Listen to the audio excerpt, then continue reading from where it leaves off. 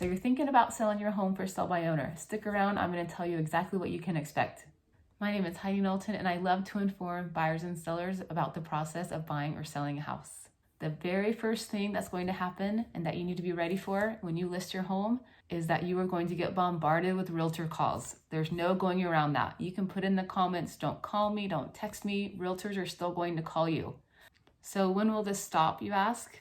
It will stop when your house goes under contract, or if you decide to hire a realtor, those realtor calls will stop. So just be ready for this. You're going to get bombarded with phone calls and text messages from realtors. You're probably going to get very frustrated, and I would too if my phone was ringing off the hook and it wasn't a buyer that was wanting to see my home. But just stick it out. Unfortunately, there's no way of going around this. I wish I could give you this secret tip on how to get the phone calls to stop, but unfortunately, I don't have that. They're just going to call you. But also, if you are thinking about selling your house, please let me know. Not because I want to list it for you, but because I have buyers waiting for houses to come on the market. I might be able to get you a buyer before you even hit the market. So on to number 2, the second thing that you need to know when you're selling your house for sell by owner. You've got to know the contract. I will go in more depth on this on my other video that I have that is mistakes that for sell by owners make, but you have to know the contract. You also need to know that the buyer's agent, the agent for the buyer, knows the contract inside and out, and they already have the upper hand because they know the contract inside and out. So do yourself a favor and study the purchase contract.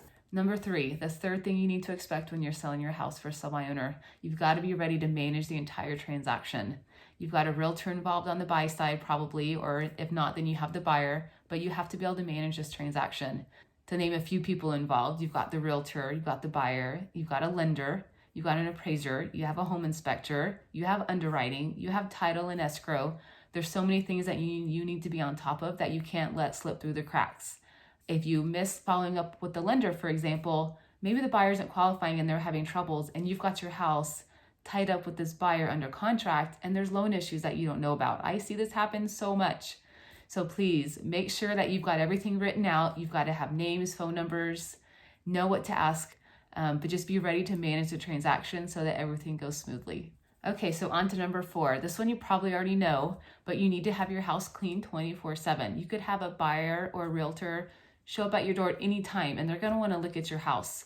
Without a realtor to manage all the showings, you just got to be ready 24/7. So this is a really hard part for sellers, trying to have your house clean all the time, especially if you have little kids running around.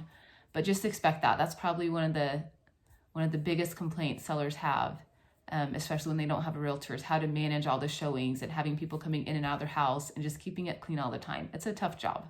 If you have any questions about selling your house by owner, please feel free to reach out. You can comment below, or my information is in the description. If you like what you hear or you found this helpful, be sure to like my video and also subscribe. Catch you on the next video.